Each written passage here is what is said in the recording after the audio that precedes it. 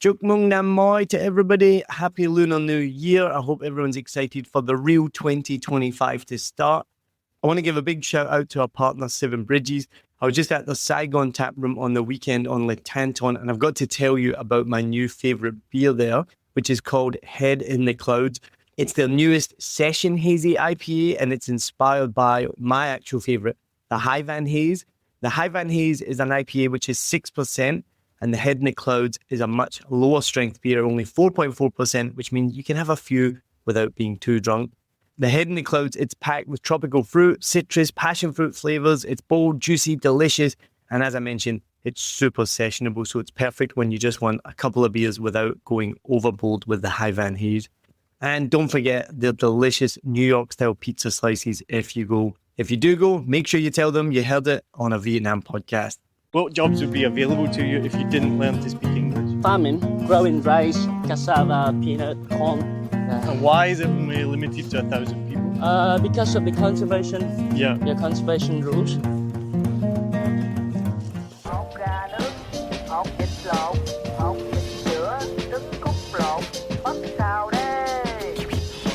So we're here at Untitled Adventures.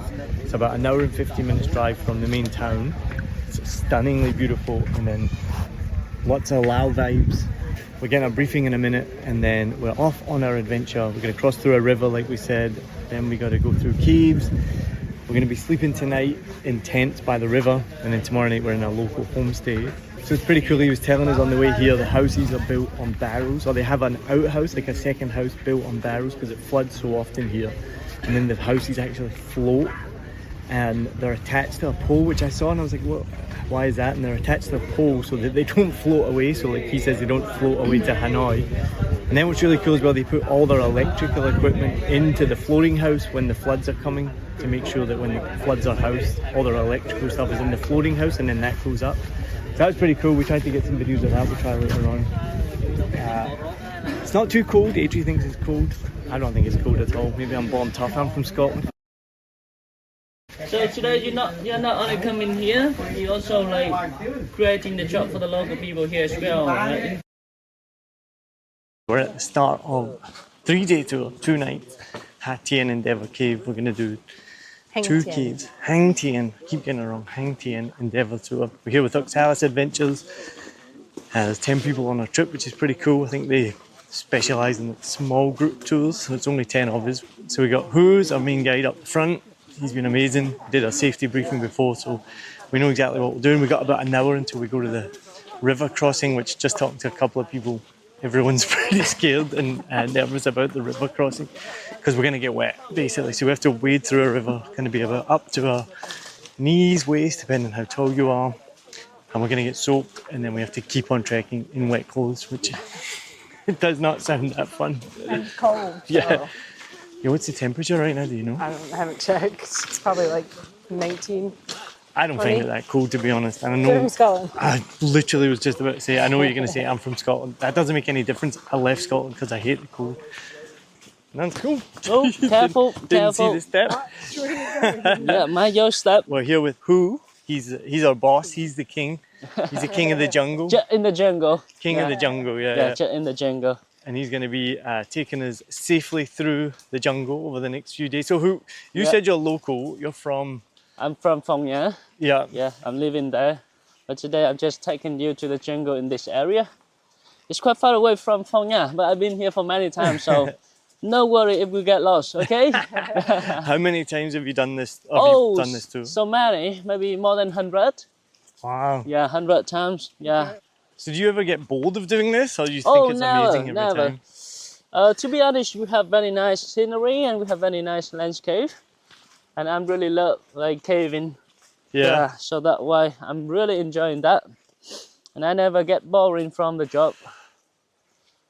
Oh, very nice, because every day I can enjoy my life in the jungle. I can take some people to go to see how beautiful of our country. Yeah, and I can learn from like many things from our clients. Yeah, about the culture, people, yeah, or whatever. Yeah, especially I can share, and I can introduce the beauty of my country to the other people around the world. That's awesome. Did you, when you were growing up, did you realize that you lived in such a beautiful place, or it was just normal to you? Oh, it's just normal to me. Yeah. But sometimes I still see it's really beautiful and kind of special, yeah, for me as well. Yeah. Yeah, it's always beautiful and never boring. So how old were you when you first did this tour, or you first went caving? I started doing this 3 years ago. Right. Yeah, and this is my first time job. That was your first time Yes. doing this cave? Yes. Wow. Yeah. Very cool first job. Yeah. So how did you find the job? Like, how did you apply for it? So I'm living in Phong Nha, and the company is located in Phong Nha as well. Yeah, it's nearby my house. Yeah. Yeah, and I see tourism is developing very fast, and it could be a big chance for you if you like can speak English. You can find a job away like easily. Yeah, so that's why I decided to go to the university. Oh, nice. To study foreign languages. That's what I was going to ask. So when did you learn English? When or where? When and where? I went to university in Dong Hới Mm. in 2018. Yeah. Before that, you couldn't speak English? Before, we also learn English in the school, Yeah. but I not really like English that much. No? Yeah. Too difficult? Yeah, it's too difficult for the local Yeah. to speak. But when I met one teacher from the high school, yeah, so she admired me about English very, very much. Yeah. And then I fell in love with English from that moment. Yeah, and I start learning English from the high school, end of the high school. And then I decided for my for my future, sorry. Yeah. And is that important for your future? Like, if you hadn't learned English, what job would you do living in Phong Nha? Oh, so my major would be English, but it's gonna separate in many different jobs, like teacher, operator, Yeah. guide, yeah, or you can do in business, yeah, like homestay, Yeah. yeah, hostel or something like that. But Yeah. if you didn't speak English, what job would you be able to do? Maybe guide. No, but I mean, like, if in Phong Nha, you're Okay. growing up, what jobs do people do? Not at Oxalis. Like, what jobs would what jobs would be available to you if you didn't learn to speak English? Farming, mostly farming. Yeah. Yeah, growing rice, cassava, peanut, corn, and even acacia, the plants behind. Yeah. These are the main jobs. Yeah.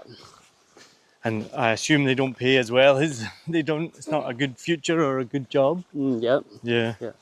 And the income is not really much. Yeah. Yeah, for them as well. Yeah. And before, many people, they also went to the jungle for logging, hunting, and cutting off the tree as well. Right. They're gonna try to do anything for making money. Yeah. Even cutting off the bomb, you know. Yeah. Yeah, they show the bomb as well. For the metal. For the metal, for the shells, and for the dynamite inside. Shit. Yes. So that must be so dangerous. Yes, they know that, but they had no choice, you know. Yeah. That they had no choice before. Yeah. So even it's still like illegal. Yeah, but they still try to do that job anyway. Wow. Yeah. So are there still a lot of unexploded bombs around here? Oh yes, because this area is quite massive and huge. Yeah. And during the wars, they drop a lot of bomb around the area. So they try to remove and they try to like take off the bomb in the area, but it's not really easy There's for so them. many. Yeah, they said it could be a long time, maybe many years. Yeah. So do people sometimes still stand on the bombs and they explode, or they're very rural? Yeah, so before many people they got killed from the bomb because most of the people in the village, they are farmers. Right. So they went to the farm and they click to the bomb, they step on the bomb and the bomb explode. Yeah, and then they got killed. Yeah, some people they're still lucky, but it's not really much, but they still lose some part of the body, like the hands, legs, or something like that. Yeah. Yeah. But it doesn't happen as often now. Yeah, not really much. Yeah. Have they Very cleared the bombs from where people go, like from the farms? Yes. Most of the bombs are like far out. Yeah. So after the war, there was an organization, a non-profit organization from Germany. Right. It's called MAG, M-A-G. Yeah, they came to this area and around the country to like clear the bombs and to find the rest of the bomb unexploded yet in the jungle. Yeah, and now they still keep doing that job. That's awesome. Yeah. So you're 26. You've Yes. seen Phong Nha change massively. Like we're staying at the Phong Nha farm stay with Ben Mitchell, and I think he's been here like 20 years. Yeah. Everybody knows Ben, right? Yes, And I know. You know him as well. Everybody, and he's done a lot for tourism here, right? Yeah. So how different is Phong Nha now compared to like when you were a child? It could be a big change for Phong Nha. Because before, Phong Nha was famous about some kind of public cave, like Phong Nha or Paradise Cave. Yeah. And there was not many homestay or hostel around. Yeah. Most of the tourists, they just came to Phong Nha and then they stay. They're gonna visit the cave and then they came back to the city. Yeah. Yeah, they don't stay like overnight in Phong Nha because not many chance or not many accommodation around. Yeah, they just like spend the time in like Dong Hoi City and with some more luxury service like the hostel, even resort or something like that. Yeah. Sorry. But nowadays there's so many like homestays or hostel, even villas.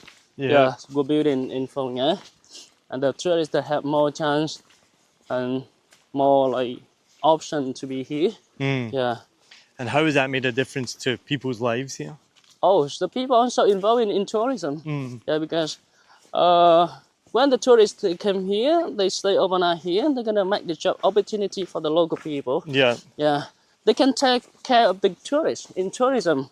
Yeah, like doing like homestay and hostel. Yeah. Yeah, and most of the porter here, they are local people as well. Yeah. And they are like involved in tourism by working for Oxalis and some other company around the area. Yeah. And so their life is better. Yeah, it's better. Yeah, compared to before. Yeah. Yep. So when they found Son Doong Cave in what year again?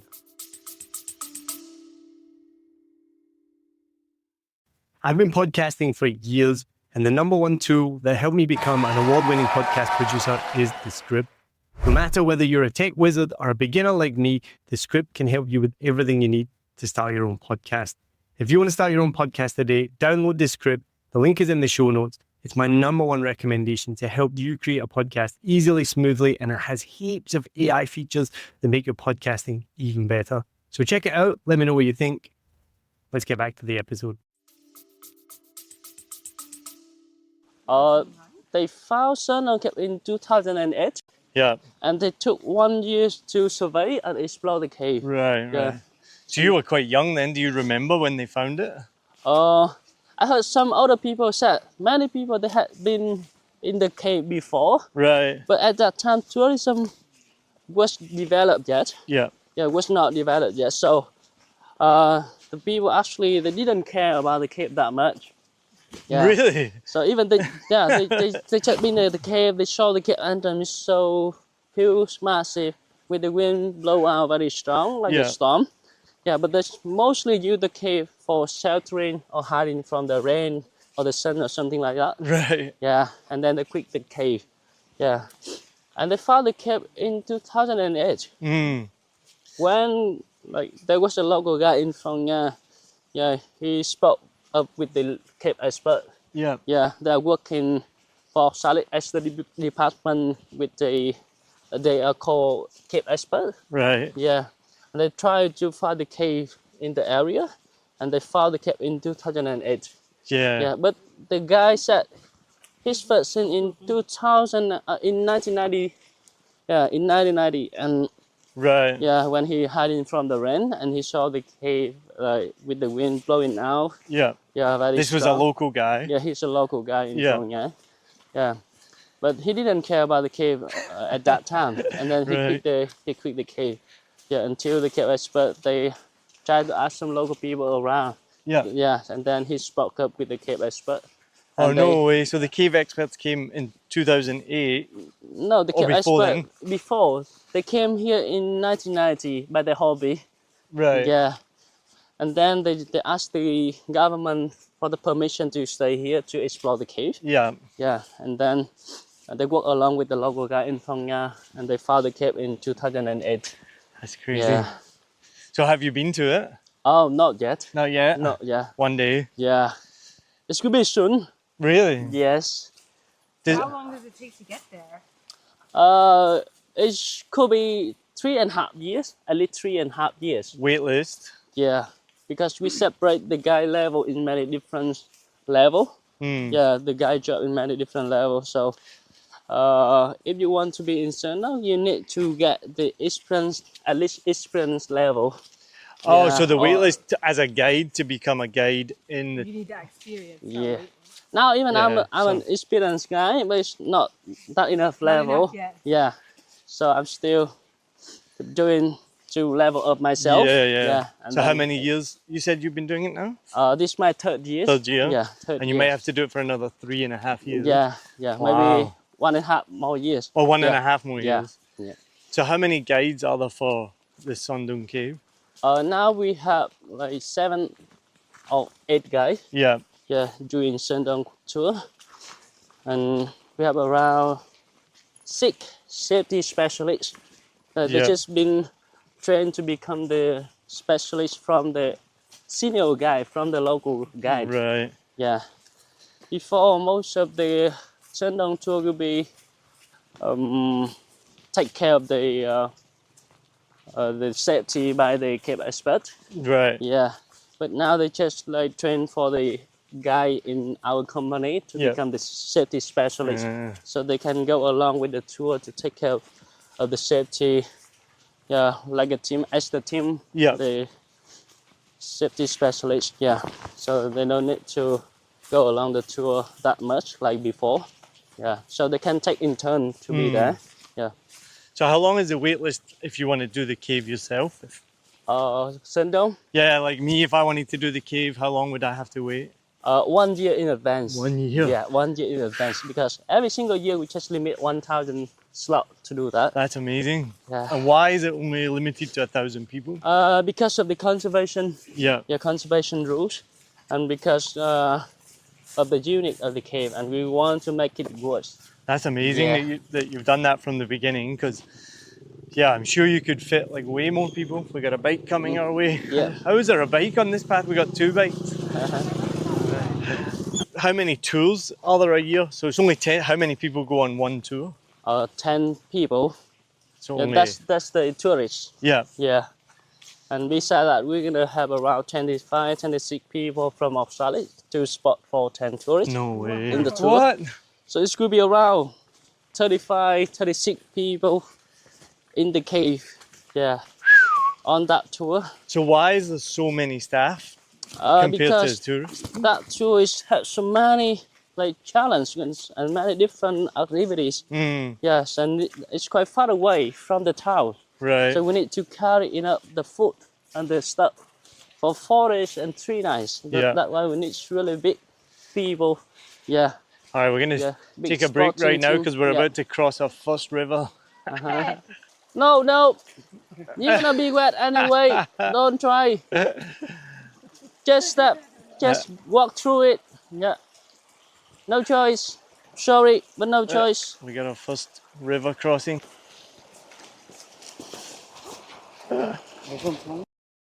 Oh, really hot. You know, 40, 41 degrees Celsius. 31. 40, 41 okay. 40, 41 degrees Celsius. Yeah, I'm sure that you cannot enjoy it that much in the summer. Yeah. Now we have the perfect weather. So I'm back with Who. We've just gone through the water, which is what everyone was worried about. Is that it? Are we done with water or we have more water?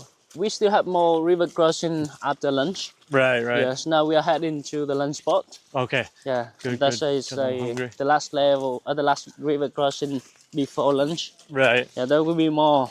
That And wasn't it too could bad. be- yeah, it could be higher. So And finish we- telling me about Son Doong Cave and then we'll get ready for lunch. So you said there was 25 guides for 10 people and it's limited to 1,000. So that's only 100 tours a year. Yes, that's 100 tour a year. But this tour, this year we want to expand more. Yeah. Maybe like few more tours, like 5 to 7 more tours. Right. Because we want to like make more chance or more opportunity for tourists to be there. Yeah. Yeah. So at the beginning, we just limit 300 slot. Yeah, Wow, per only year. 300 per year in the Yeah, but beginning. now we just like expand up to 1,000 slot, and it's Yeah. will be more this years. Yeah. And does it keep it nice? Like it keeps the cave in good condition? Oh yes, because like we need to like give the cave every cave need to have a rest time to recover Yeah. after the season, you know, and it's also for rainy season as well. Yeah. So we gonna stop 2 months for rainy season from mid-September to mid-November. Right, right. Yeah, and in every single month we're gonna open around 15 tours. Right. So are you excited to do it one day? Yes, very excited because I read the documentary about the cave and Yeah. I can imagine how massive of the cave. Yeah. You cannot imagine how huge it is. It's got its because- own weather Yeah, system, it right? could be fit one Boeing airplane in the cave Holy. or like 50 building floors. Yeah. Wait, Yeah. 50 high? Yeah, Oh my goodness. Yeah. because the cave especially could be very, very high. Yeah. And the biggest chamber of the cave could be 200 meters. Yeah, 200 meters in the biggest chamber Yeah. and 160 meter wide. Yeah. Amazing. Well, you're the king of the jungle, right? Yeah. And so you can send people home if you want. You can kick them off the tour. So Yeah. later on, I want to hear if you have any stories about kicking people off the tour.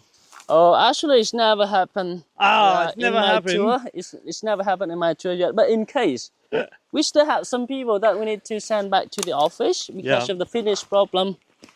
Because you know, before we didn't have the check in advance. Right. Yeah, so anyone they can book the tour with us, so they can skip the finish batch. Right. Yeah. So we don't know how strong they are, yeah, and how finished they are. So some people when they've been in the tour, yeah, they couldn't finish themselves. Yeah. Yeah, and they felt really tired.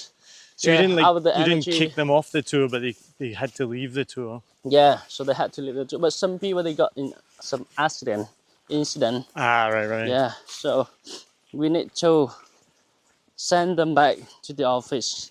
Right. Yeah. Yeah, it's very well organized. So you have to basically apply to be on the tour, Yeah. and it tells you all the fitness levels. I think there's 5 levels, right? Yes, 6 levels in 6 total. levels in total, and this is 3. Yeah, we are 3. We're on 3 right now, which is you have to be like moderately fit. So you fill in the form, and then they call you. Was it you that called me or someone else? Not me. Not you. The one in the office. Right. The sales consultant. Right. Yeah. Yeah, so they called and then they checked to make sure that you're not lying, basically. Yes. Which you could still be lying. Yeah. Some people they're still lying on the form, you know. Really? Yeah. Yeah, so they try and make sure you're not lying, and then once they accept you, then you pay your money, you come up. But so some people still show up and they're not fit enough. Yes. Yeah. So we're filming now because this is the easy part. This is the flat part. But then tomorrow we have some more hills, right? And then the worst hill is on the 3rd day, right? Yeah. The biggest one. Yes. So it's going to be 45-degree angle Yes. for 200 meters. Yeah. So that's pretty much just straight up, almost. I'm not looking forward to that. Yes, we normally take around an hour. hour to finish that hill. So we've done a similar one earlier this year in Laos, where there's like a lookout point. I forgot the name right now. And it's pretty similar. It took us about an hour. And it might have even been steeper than 45 degrees, maybe 50 or 60. Same thing, like a limestone cast. And that was pretty difficult, but it was worth it. The view was amazing. All right, I might need to pick up the speed a bit, right? We're going a bit slow. We're way behind everyone else, it looks like. But we have 3 other guides. So I'm with Hu, and then we got Ka and Toan, right? And then you bring all your stuff for the campsite, which we're heading towards the campsite, and the porters actually take that ahead. So it's pretty amazing. You don't have to carry that much. Just your helmet, your water bottle, other essentials. I got a dry bag for all this equipment, or a dry box they give you. And then the porters take all your dry clothes and everything you need for the campsite and go ahead. backup plan. And they kind of can check if they want to be configured. This is some proper Lord of the Rings vibe, this is. Really end up doing a shot. I don't want to do it. I have to. But the sauna's there, I can go straight in the sauna. No.